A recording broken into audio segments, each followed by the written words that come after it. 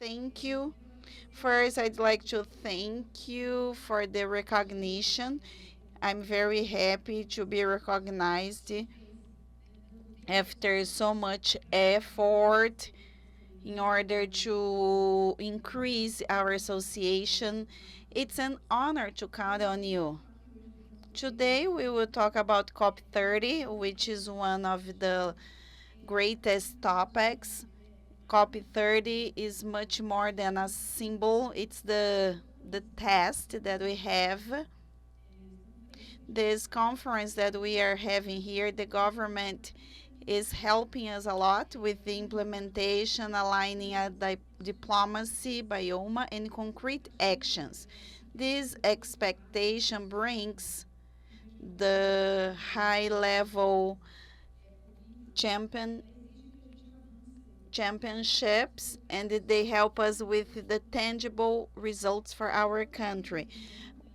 In Germany, a month ago, we had a section with all the subsidiaries, and there were very important advances in this conference for the indicators of adaptation, with the prediction of 100 indicators until we have Belém, which is in November, as well as the mechanisms of 6.4, which is the regulation of the carbon market, and the other one that is the cooperation not based on the market. There was another important point for the digital platform for mitigation to connect all the climate projects. Those advances show that this multilateral project has been continuing even though it is still slow, and we need to go deeper. Brazil has a clean energy matrix. We have a national plan of decarbonization. We have just presented this in the national plan, so there are many news to share with you here, but we still need to show that we can have all those scalable solutions. We have all the leadership that is mobilizing this. We will talk about how to turn this potential into something that is concrete until November in Belém. I'd like to welcome Juliana, Sérgio, Paloma. Thank you for being here and bringing your point of views. We will start here 5 minutes for each one, representing, telling what you do, and thank you, Sérgio. You can start.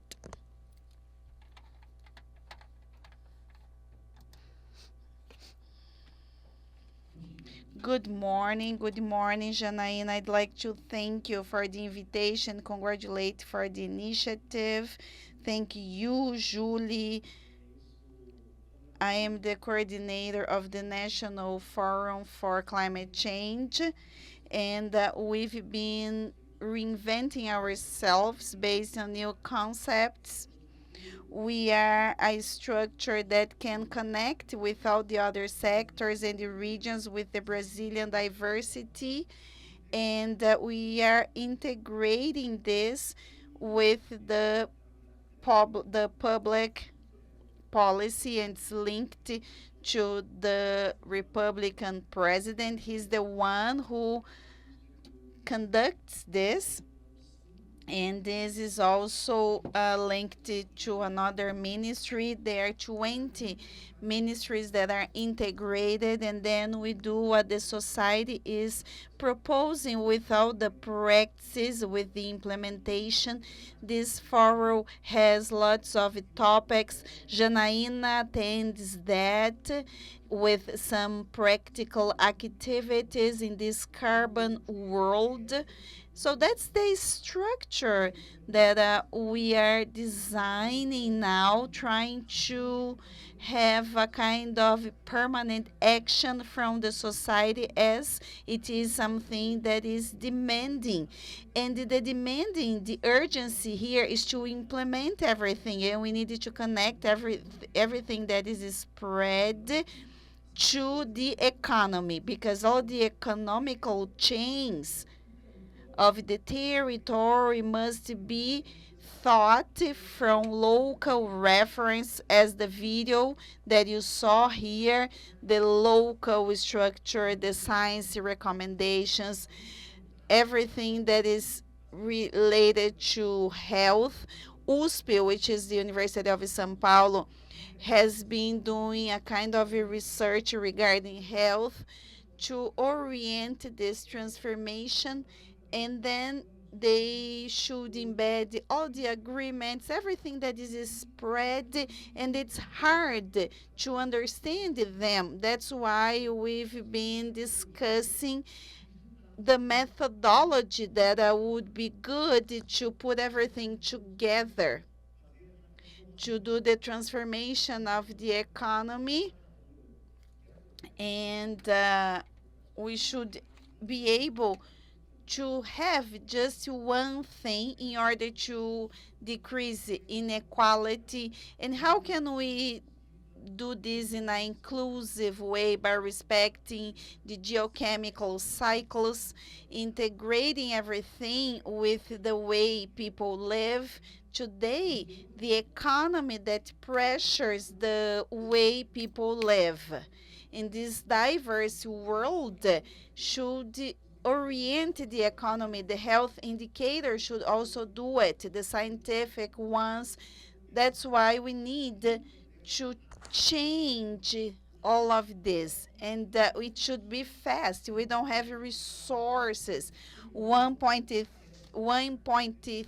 trillion dollars are not here. I mean, we don't see them. So even though we continue searching for those resources, we have to change the economy itself in order to have this transformation. So that's what you are doing. The Alliance today does that. So it's a very practical proposal to make the economy change by itself, and with all the drivers to reduce inequalities, respected all the people, and they should be connected to the integrated health of that territory, like a unique health thinking of people, all the ways of life, the biome as a whole. And the economy has to be structured according to the biomas. In this world that we are in, we should have technological digital tools as well as the AI. So the systemic management was impossible in the past because we didn't have tools to organize everything.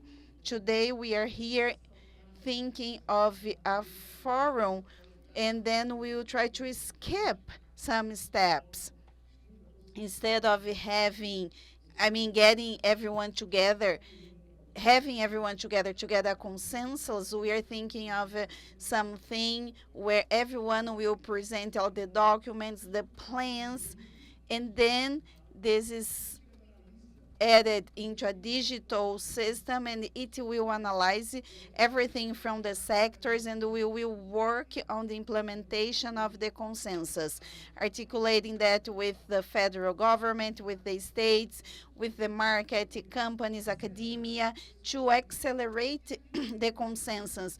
And whatever is different, something that we should discuss about, the system separates that, and we create flows to give solutions that will just be out of the conflict, out of the difficulty, and we'll turn this in something new, for example. And with that, we advance with this systemic governance. It will be very democratic by using the tools, and it will be agile. I've been discussing about it for more than 40 years, and I'm just tired of it. I'm tired of those conversations. So that's why we are using the technology to advance that and increase this democratic intensity. We need to strengthen the democracy, and the best way of doing it is with the instruments that are focused on people's real life. So that's what I have. But just to give you a direction of what we are thinking of. And here in this meeting, we have a possibility which is very interesting of strengthening this systemic vision, this bond that we have with all the sectors by making all the processes more agile and focusing on the economy. If we have to look at just one thing, look at the economical chain, because we have the solutions in that. All the business model, all the humanity problem has a business model behind it. We have the legal issues that generate impact, as well as the criminal things, as the deforestation. Everything has a business model. In order to change that, we need to have those business models to create economical processes that will be robust, and everyone should be happy about it. And everyone should also be healthy. That's why we should talk about the reduction of workload, respect the local culture. Otherwise, we will not be able to have this transformation. And it is connected to the conference of climate. I'm one of the persons who will be in COP30 by the invitation of Eduardo, and we are focusing on this. Today we have a more visible perspective from the global to the local matter. The negotiations are going on, but from the global to the local matter, it's still a little bit confusing and it's hard to notice that. So that's why we are trying to change that, create strong economies to have the transformation. That's why we have this collective effort. Thank you, Sérgio, for bringing everything, bringing the importance of the focus on the business model. I think it's something that brings us to the action, because if we have a good business model, we are able to make things work. Now I'll give the word to Juliana. Thank you, Janaina. It's a pleasure to be here, and I'd like to thank you for the invitation. And now I have this responsibility of opening this event. Last year I was there where you are, I was in the audience, and I thank you, Paloma, Sérgio. It's a pleasure to share this panel with you. I am the policy climate manager. I'm an attorney. I have an attorney degree. I've been doing this for more than 15 years.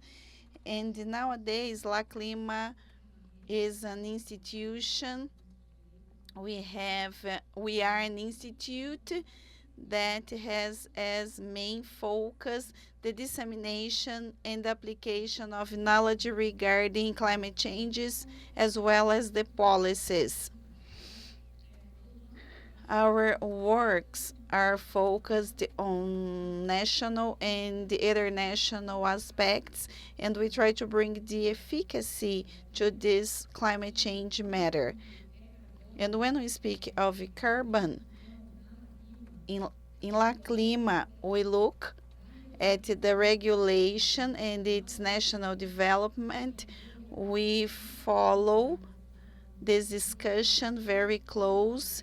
The regulation of the SBCE, for example, it's something that we've been talking about it for a while.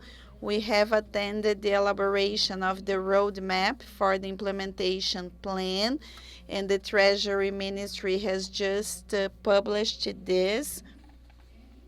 And internationally, Clima has a delegation, and I'm very proud to be part of it, that attends all the conferences, Paris Agreement, among others, as well as the SCBs. Those are the intermediate preparation that we have every year. So just to give you an overview, so our role in Clima is to go into negotiations where all the parts have this challenge to have a consensus about definitions, financing, and the other harder things, because it's very hard to define everything with more than 200 people. And our intention is to leave the negotiation, translate all the information to the civil, private, academia, or even to the public body. We have delegations from here, from abroad in those negotiations. We have to translate everything and make this information clearer, especially to the COP. I myself follow all the article or all the agenda for the Article 6 for synergy, as all the biological convention. So the goal is to bring everyone to the same spot, and we have a huge team that follows all the other agendas, adaptation, transparency, so on. My suggestion, if you are in copy, please, if you see someone from Clima, that person will be available and will support with any question that you have, or even if you have a hard negotiation, they will support you. Said that, about the expectations, know that everyone is excited about COP30, and it has a geopolitical moment which is very interesting. And to explain that to you, I think there are 3 points that we need to take into consideration before going to COP30. The last 3 ones were in countries that people say that with dictatorships, with difficulties of expressing themselves, as well as the implementation of democracy, and the the host of a COP, which is the country that is receiving it, impacts on the dynamic of negotiation. So the president, and I have actually, I'm very proud of our presidency and everything they've been doing. So they need to stimulate the negotiation, the consensus, the maintenance of ambitions for decisions. So it depends on the host country. And the last 3 ones were held in countries where the dialogue, the freedom of expressing themselves, the consensus were not part of the culture, part of the places. That's why there is an expectation here that we will be open to dialogues, inclusions, accessibility, and the participation, academia, among others. The second point that is very interesting is that Brazil, I don't know if you are aware of it, but Brazil traditionally has this is known by this kind of making bridges. So in the international issue, during those international issues, we are known by building bridges, dialogues, and making this feasible.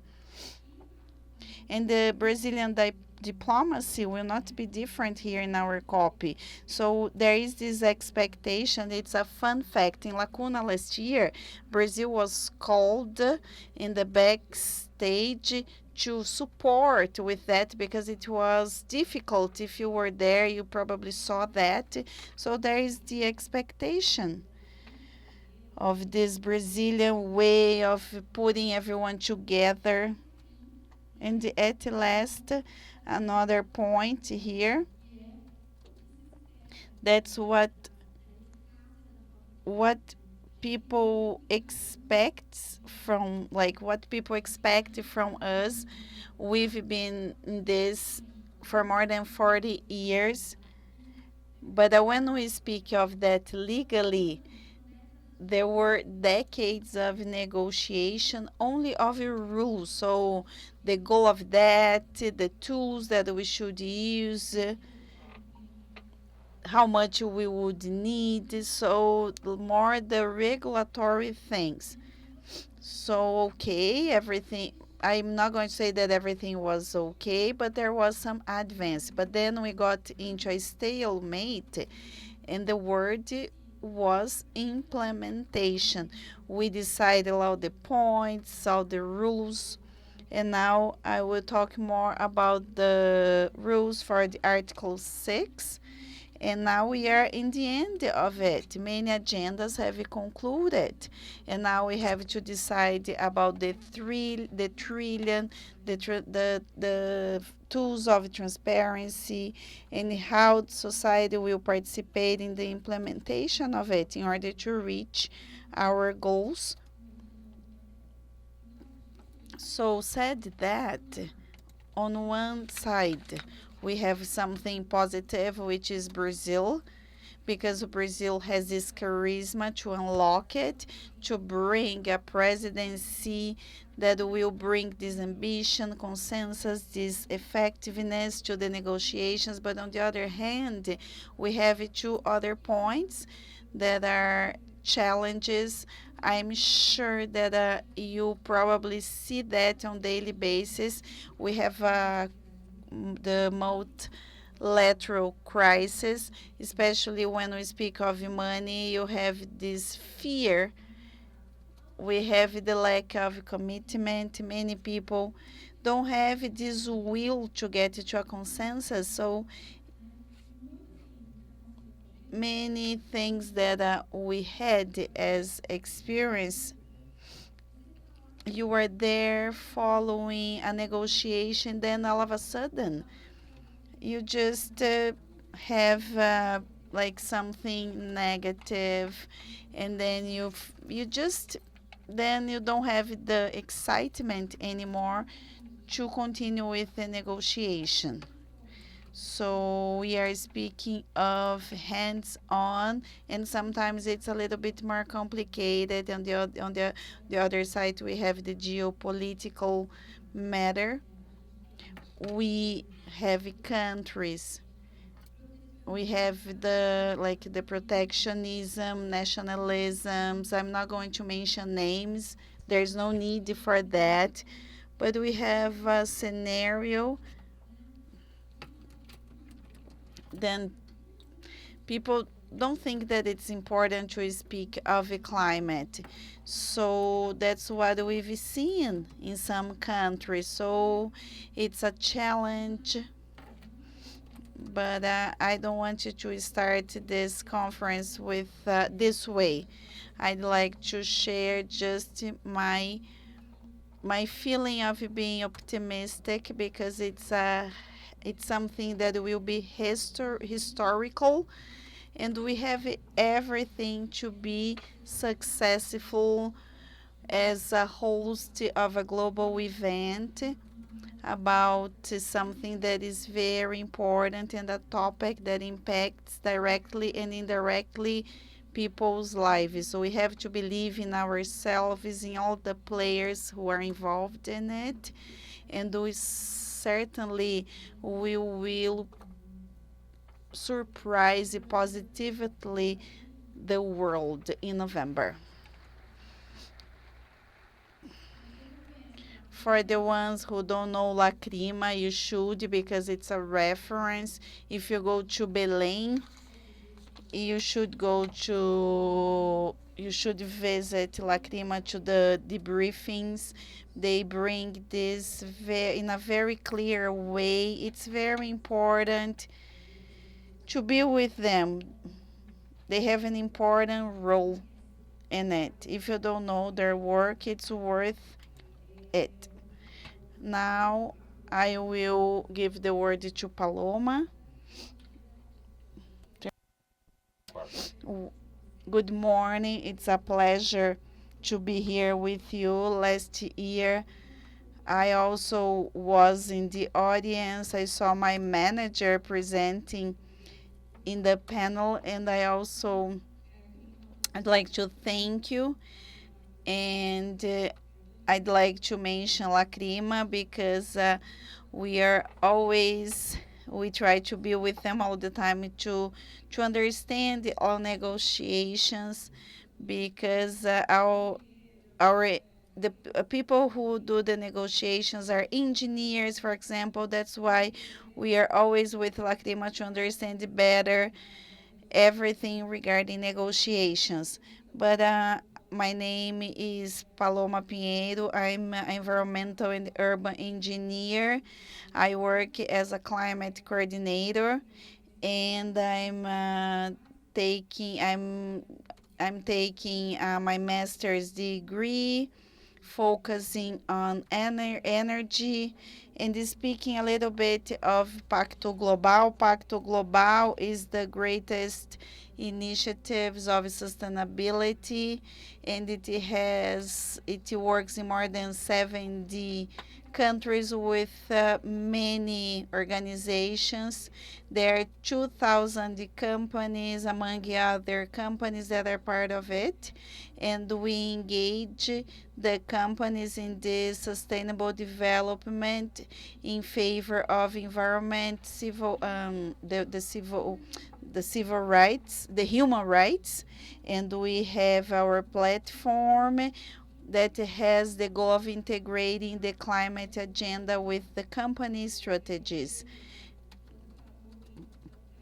And without this movement for COP30, in the end of 2023, in the beginning of 2024, we decided to create a program, and I will give you more details about it. But we respect all the history that we have, and we also follow the Paris Agreement, among others. So that's our journey with the private sector. Thank you, Paloma. Okay, so now we will explore a little bit more those topics. We will see if there is this construction for the consensus of COP30. Juliana, you mentioned La Clima, everything that you do in a nutshell, what you have published. It has many advances regarding indicators, adaptations, regulations. And then in the Brazilian proposal, there should be a digital platform of mitigation. So with all the follow-up that you've done, how can Brazil consolidate that to COP30?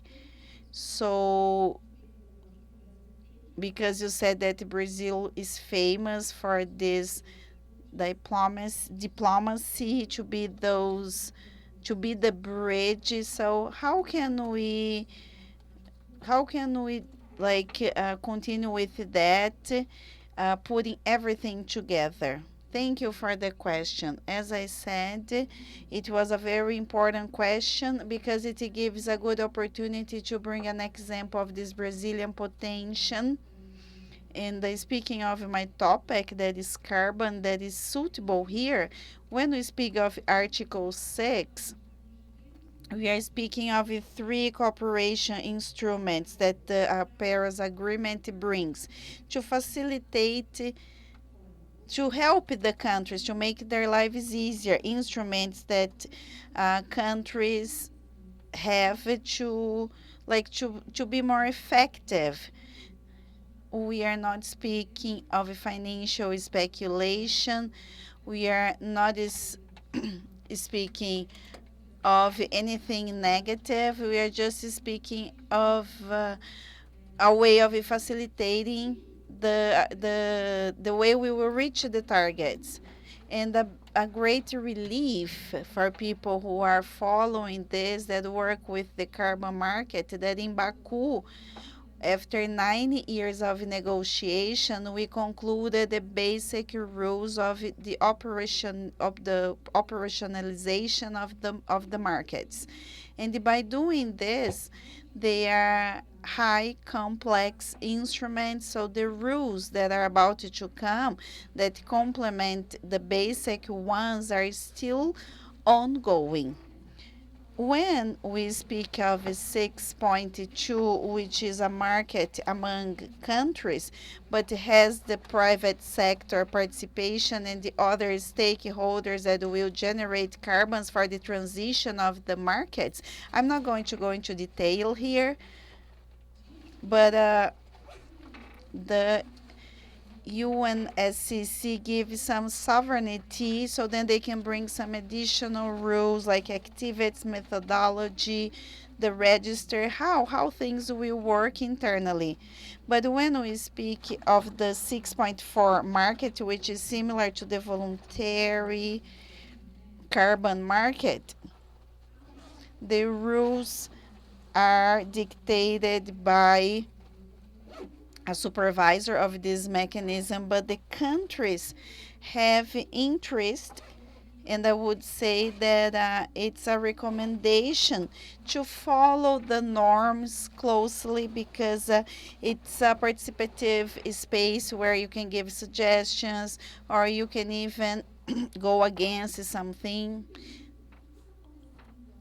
And in Bonn, what we had for the first year, the negotiations for the Article 6 are just forecasted for 2028. So we should have dialogue, we should exchange, we have to share our challenges because the countries, the interested countries and the African ones that are ahead this, they have a space in the COP to discuss about it, the ambitions dialogue in the 6.4, and they have this capacity building focused on it, and they will have this exchange and they will level this knowledge because all the governments are having difficulty and because they don't know what they have to do to receive those markets due to it. So we speak of the expectation for COP30 as a scenario for the development of those market instruments. So then we should open the space for dialogue. For instance, we had 6 hours of debate in Bonn. Brazil has expressed their ideas, what they're doing internally in order to train their staff to create their legislative and governance um, conditions in order to welcome these markets. Project development, multilateral organs such as the World Bank that is heavily engaged. We have to sit on the table. We cannot do anything by ourselves. This is such a complex system, and we need more than one institution to dictate the rules. This needs to be tangible, doable, in order to be successful. And we should not only speculate financially. We need to have the society engage and feel the positive impact so that the industry, biodiversity, and forestry projects can improve the ecosystem coming from those cooperation tools that are here to help. I believe that the fact that the COP30 is held in Brazil will help foster those exchanges of knowledge. And there's a key word when we talk about the carbon within the Paris Agreement. People need to be trained and have access to knowledge to do it the best possible way, in the most transparent way. And before wrapping up, we can notice that there is a strong aspect regarding public policy. We have to reflect our domestic policy regarding the normative 6. We have to lead by example. In terms of the Article 6, the government is making progress outside the SBS. If you know the legislation, you know that they connect with the mechanisms of the 6th article. Our NBC predicts some conditional goals. The experts are here to talk about this in a while. I'm pretty sure we're going to have a very enriching discussion. That's why I'm not going to go into details right now. Brazil needs to lead by example. This way, it would not contradict its own public policies. It will bring initiatives that won't be controversial. I believe that those two roles of the presidency of Brazil, a copy, would be really important. What an interesting platform, so that we're able to discuss it and introduce you to this platform. Brazil has brought forth this idea in Baku, and there was a formal presentation in Bonn, in Germany. It was a highly expected presentation. There was many countries engaging. Brazil introduced the proposal of a technology known as platform. This technology will represent an online infrastructure. If you're not a tech savvy, it's fine. But we're going to have an online tangible system that will be able to connect and integrate already existing platforms within the IONFCCC for mitigating climate actions. When we're negotiating, I don't know if you notice, but you probably notice eventually, everybody's launching platforms. There's platforms for different types of agenda. There's a few platforms that I love. You just brought them up. However, there are platforms for agriculture, for climate mitigation strategies. This is a tool that has been highly idealized and outlined for putting this agenda into action. Brazil has put forth a platform in order to make the actions transparent and doable. That was the first presentation. I wouldn't say it was refused. I think it was highly and warmly welcomed by different countries. They showed high interest. We had a closing plenary from Brazil at Bonn that was highly esteemed. So we had been there for 15 days, and it was midnight last day, and we were watching this plenary. We were really interested to know how those proposals were going to be welcomed. I think that our proposal was highly debated. I hope I've answered your question. Yeah, I think that was very clarifying. It was really interesting to hear how we can use those experiences, especially in private sector, because they're working in the voluntary market in their daily routine. We are going to check, the things we did right and wrong to see what we can implement. And what we're discussing in this conference is really essential to make the country progress. And now I'm going to address an issue with Paloma. Speaking of Bonds Conference, you've seen those negotiations from up close together with the Clima staff, and we launched a report with the guidelines for the industrial sector. What were the main learning experiences, and how will those guide Brazilian companies for COP30?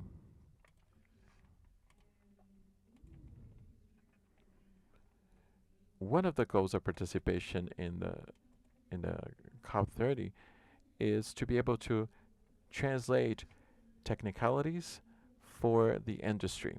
This way, this will turn in actions. And we're going to promote events in order to make company outcomes more visible, in order to exchange knowledge about innovation. I highlighted 4 themes in this report, and I would like to invite you to have access to it. It's on our website, cop30.pactoglobal.com.br. I won't have time to go into the details and to talk about every topic.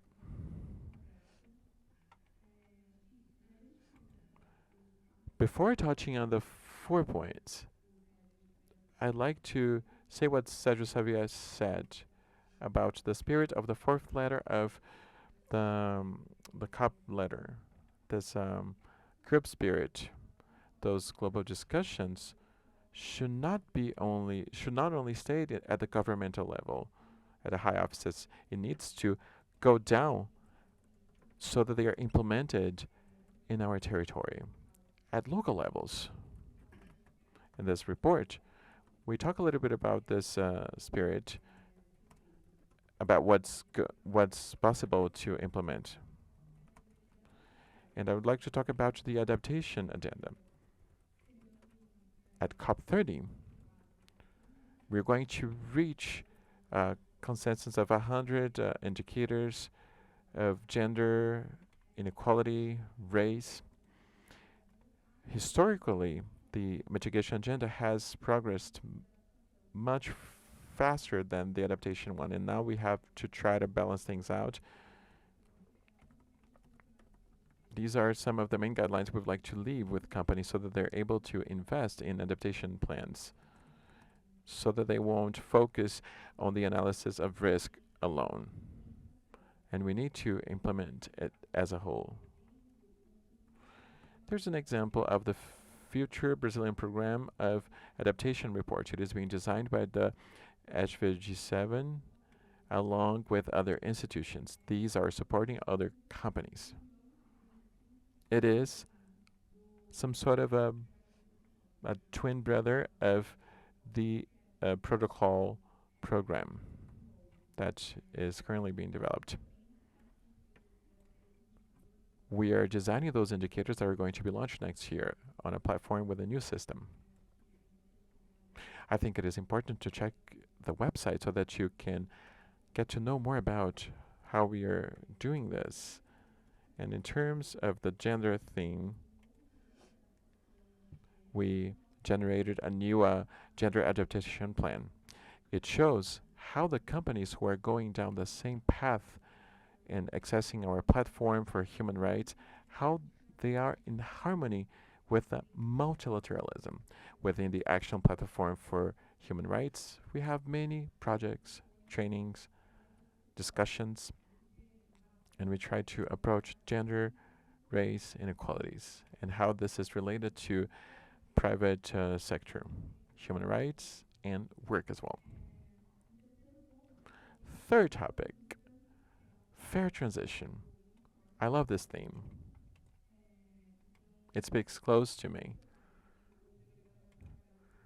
The program of fair transition will be fastly approved because we reach a consensus really fast at the beginning of the COP30. This is going to be one of the greatest highlights we're going to have. It's going to be in the spotlight on media.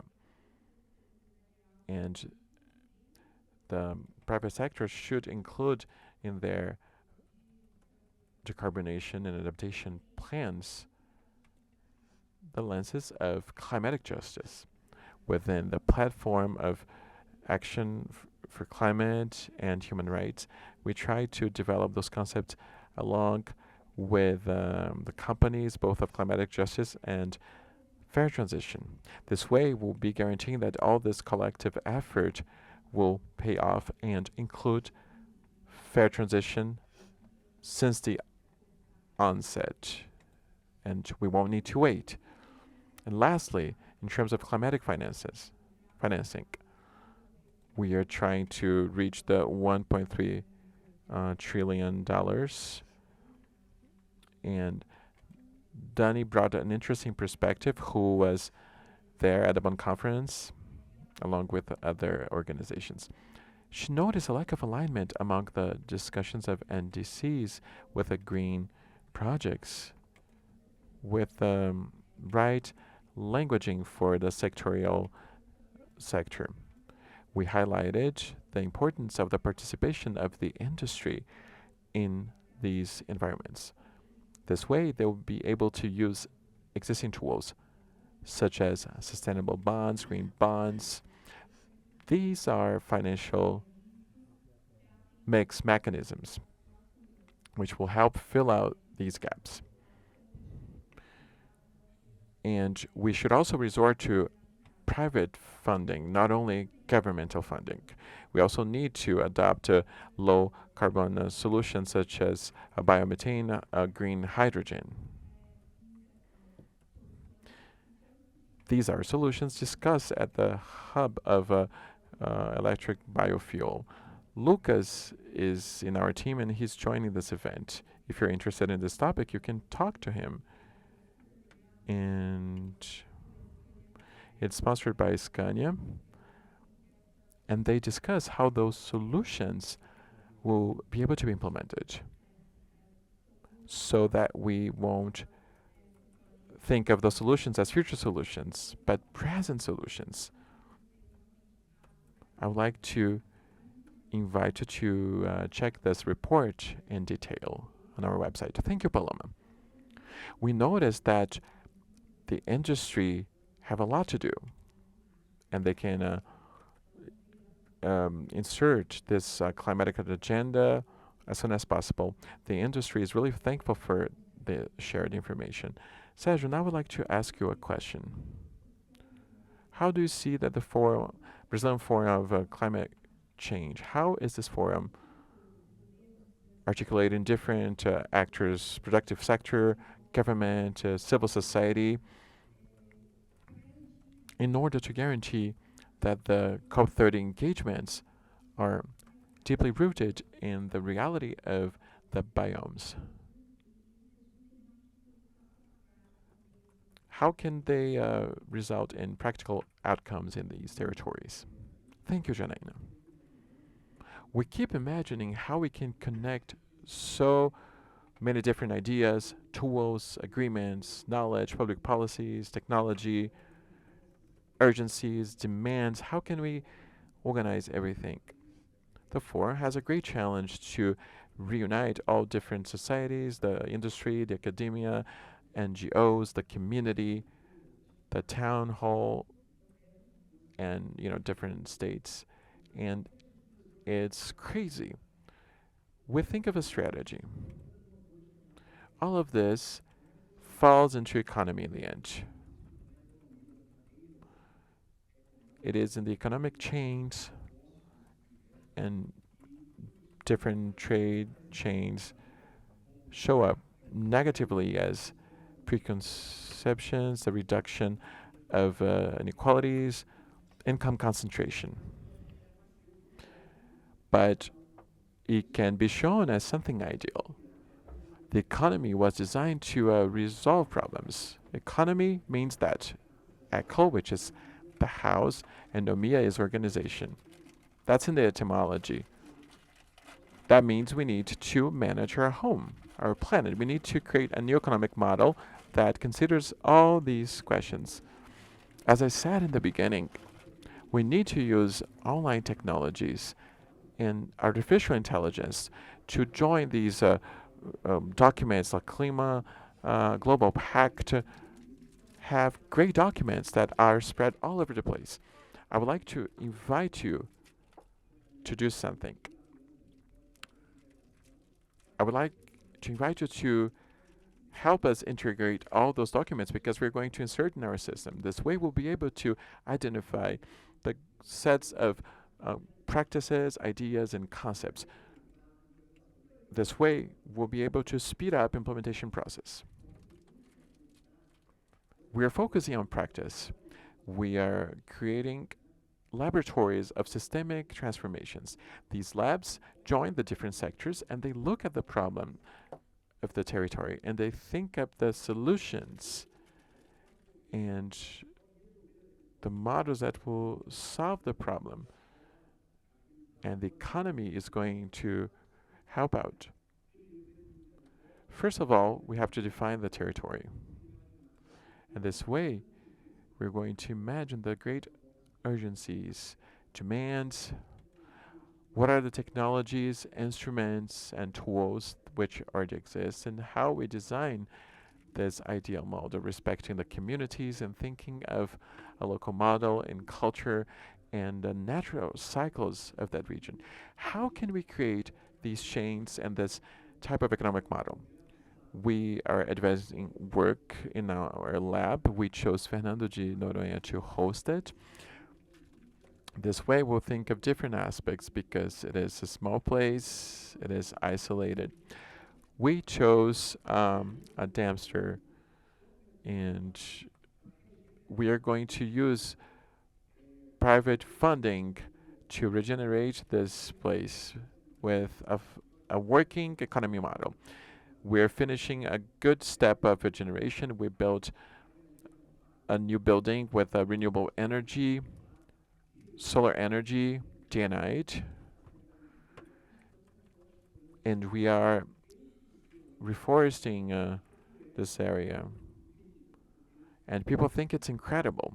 But I can tell you, it's possible to do that. We have another lab in San Francisco, in the San Francisco basin, because hydrographic basins are a reference for economic chains.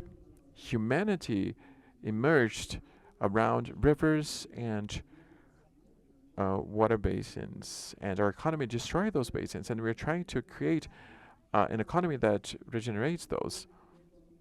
And so in San Francisco, we have a critical situation. We're talking about the Amazon forest, but we remain the Caatinga, which is a very critical situation. The heat waves, the increase of droughts, the desertification, we don't have semi-arid anymore because some regions in the north of Bahia, they are becoming desert, and San Francisco River is our only great everlasting river in that region. We are trying to regenerate the Caatinga, the scrubland, the savanna.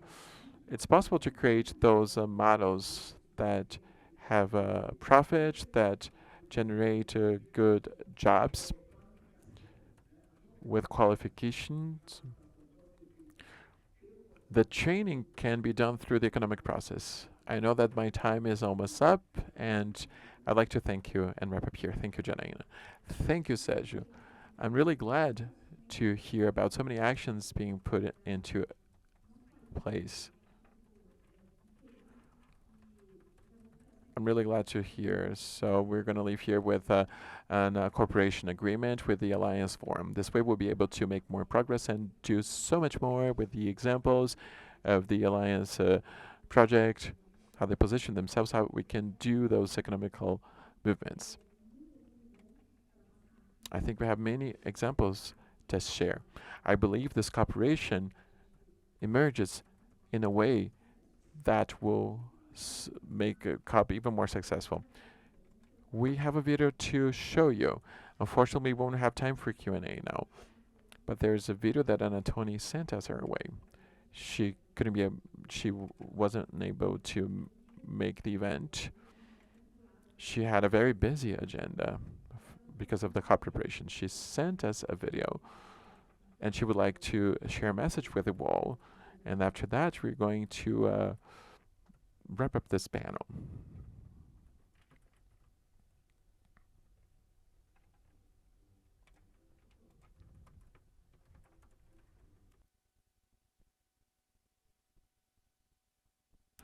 Well, actually, we don't have the video.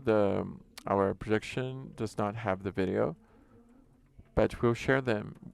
We share this video with you later, and I would like to hear, like, from you, like final comments, 1 minute each. Thank you so much for being here at this conference. We started with so much discussion. It's so much to digest, so many different topics in terms of the economic models, climatic funding, and how companies can incorporate that into their daily work practice. I have so much to digest, but I'd like to hear your final words. We start with you. Thank you so much. I was really glad to feel your energy, this entrepreneurial spirit. That's what implementation is about. We have to consider all different aspects, the creative, culture, entrepreneurial, environmental aspects in order to create those new economic models. That's what I would like to reinforce in my speech. Our forum is going to be at your disposal. We're going to sign our agreement. It's already signed informally, and we're going to co-construct that. We need to make the most of this network, and we're going to join all those discussions in order to reinforce it. Thank you so much for this event.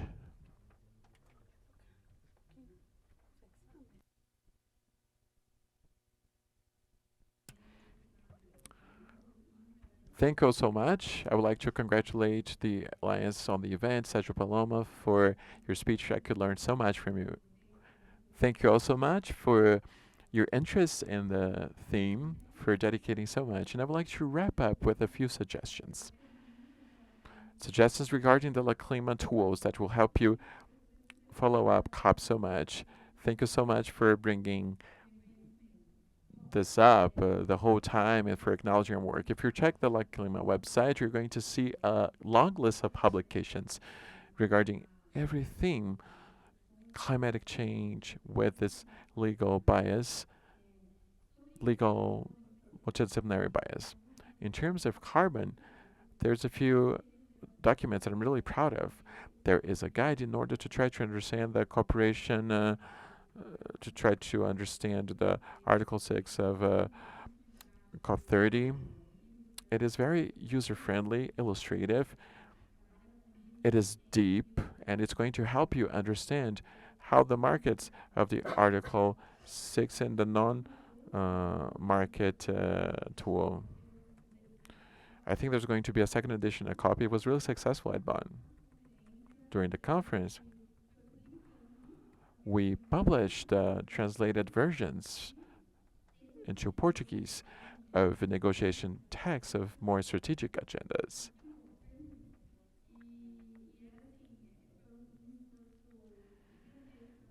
It was a massive effort.